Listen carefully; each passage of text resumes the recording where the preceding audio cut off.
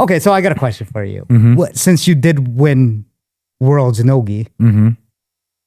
what do you like better, man? I think that's I'm a a gi debate. person. Are you? 100%. Okay. What is it about the gi? Is it because you started off with gi? Is that correct? Or is it because like you're old school? Like what is it? There's so many different reasons for everyone. It start being like more old school, like jiu-jitsu is nicer and the gi and everything, but right now it's two different sports. If you gotta be great in the gi, you gotta most strangers gi. You gotta be great in no gi. You're right. You gotta most become jiu-jitsu evolves so much. Yep. So the That's for no sure. gi evolves so much after this era, like of like Leg locks. Gordon Popularized. Ryan. Gordon Ryan is pretty much like Yeah. bring like as much like I don't like the approach of like the persona he bring in the beginning. Yeah. I mean, dude, I was sorry but to cut you off. Before that, I was talking to like Vinny Magdalez, and then he faced Gordon Ryan back then. And yeah, that we were talking about that because like before I lose my train of thought, the thing is with that is that I mean he's trying to brand himself too. Yeah. And Vinny was even saying that he's like the nicest guy. Before they got in a match, he's like the nicest guy in the world. But what you see now on social media compared to back then, He did right. He brand Nogi. He brand on Nogi. Like he make money. He make the Nogi be big. he popularized. Yeah, it popularized. He make people get paid in Nogi. I mean, Samuel Craig John's doing like yeah, 10th Planet too, right? template. I mean, yeah. No, you know what I mean? Like, yeah. that's got to be like a staple too. Yeah, like it's like the Nogi and everything like grows so much for such a short period of time. Yeah. And people in the gi kind of stay stuck like on the old school, let's say, mentality, and didn't put as much effort to grow the gi as much the Nogi growing. Look at FCBJJ. Yep. It's Everything, man. Dope. CJI, all even with the ADCC, like it's obvious. It's almost obvious. And here's the thing too. Obviously, I respect gi. I started in the gi too. But the thing is that for viewers' sake, it's like watching a knockout. Yeah. Right? Someone getting knocked out in the UFC. It's much faster pace. Oh, yeah. There's a lot of scrambles. The leg lock game is a new addition to it. Whereas gi, I respect it because I do gi, not at that high level as you, but it's such a slow pace. But for someone that does gi, I respect watching it because I know what's going on. It's like way more technical. I feel like gi is way more technical. Gi is a harder puzzle to solve. Love it. When no I like that perspective. Yeah, perspective. when Nogi become also bigger, because in America when they like something, they just make bigger. Wrestling is very big here. So the wrestlers going to the Nogi make the sports big as well. Yep. Look, Nick Rod. Mm-hmm. He didn't know a lot of jiu-jitsu in the beginning, but he still beat a lot of good people. Well, this guy's a freak of nature. One of his, I mean, obviously not to take away from his skills. No, but then this guy's a but in the fucking beginning, freak. Yeah. in the beginning, he was just a very athletic guy who know how to take down people, Right. and have few back attacks. Yep. And he beat world champions.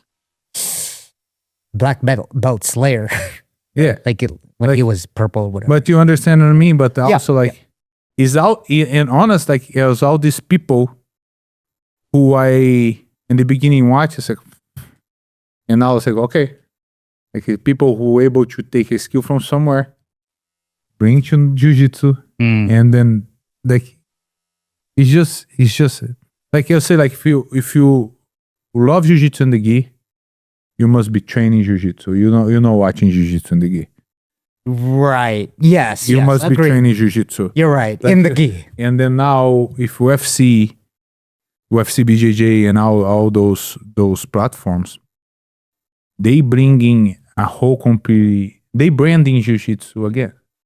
Yes. Like let's say like Renato, and that's my coach. Mhm.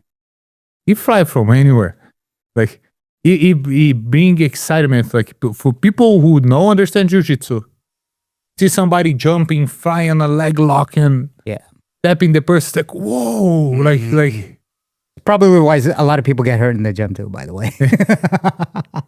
Just do flying drop kicks with flying triangles. Yep. I ref a lot of jiu-jitsu tournaments.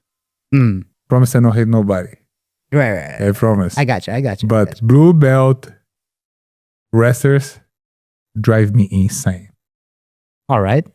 Because they don't try to do jiu-jitsu. When you both are wrestlers, they try to prove to themselves who's going to take the first person down first. Can you blame them though? Huh? That's how they were trained, right? No. It's in their body mechanics now. No. It's the same of like a friend of mine who trained for a long time. Like say, yo, I gotta go to the gym, I gotta take you down. Hell no, we're gonna stay standing the whole round and I gonna take him down. But that's like a friend thing. You know what I mean? Sure. Yeah. But it's the same thing. Understanding, yeah. But it's the same thing. Dude.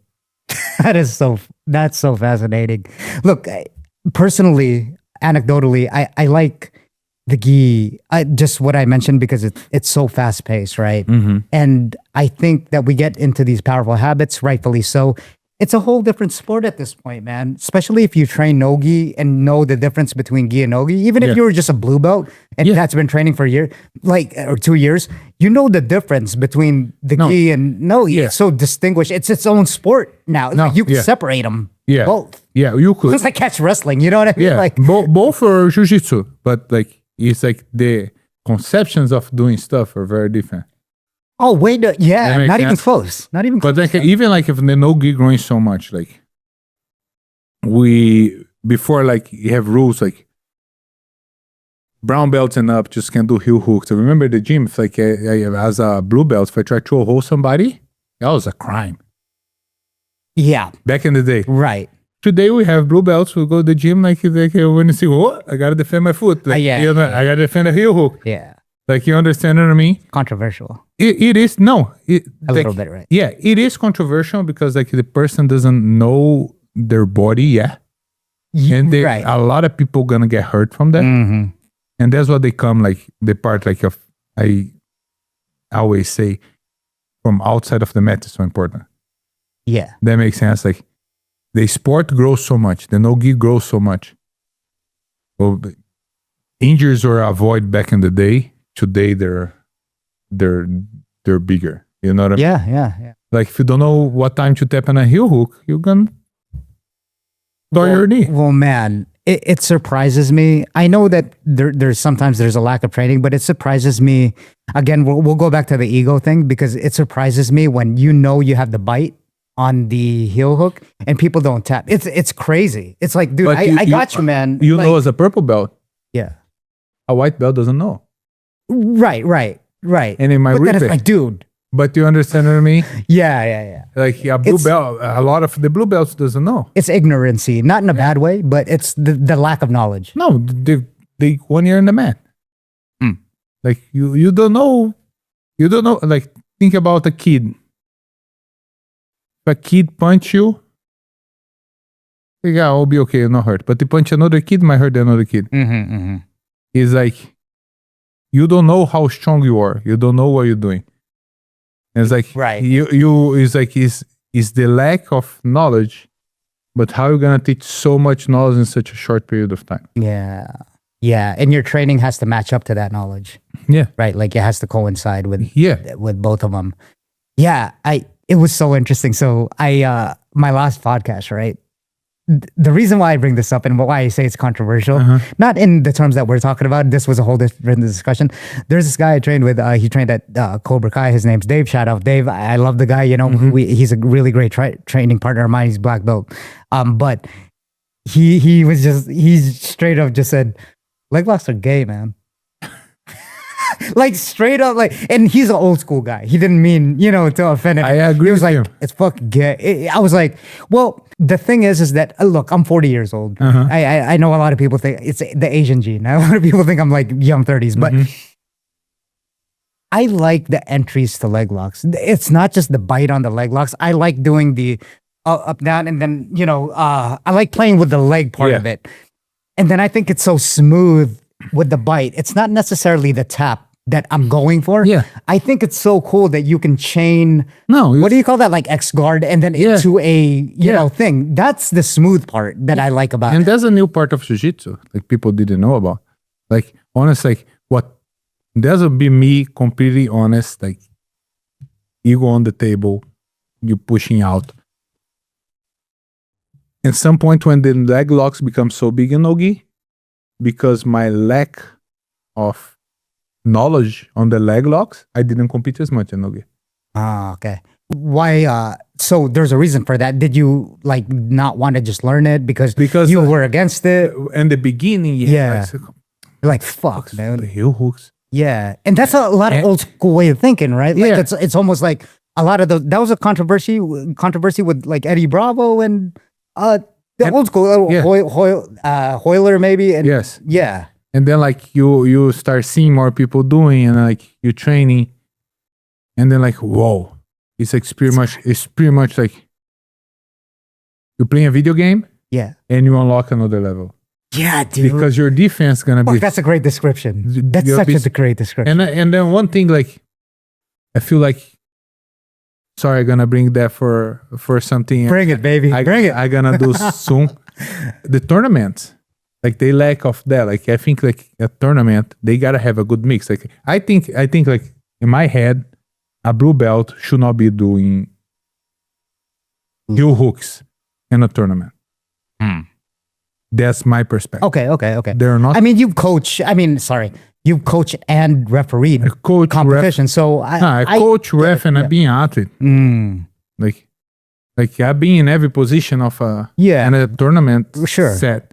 And in my head, like, but a purple belt, yes. I think a purple belt should be able to do a heel hook. And it's not a lot of tournaments who allowed the purple belts and up. That makes sense? Yes. And then more tournaments letting, at least in Nogi, let people do those moves or illegal, more awareness gonna bring to the sport. Yes. You know, And I'm doing, by the way, October 18, yeah. I have my very first tournament here in Vegas. Let's go. Let's go. And what's going on, guys? If you're enjoying this podcast, please don't forget to like the videos and subscribe to the channel. Only if you're getting value out of it on YouTube and also on Spotify and Apple Podcasts. Don't forget to leave a rating and follow.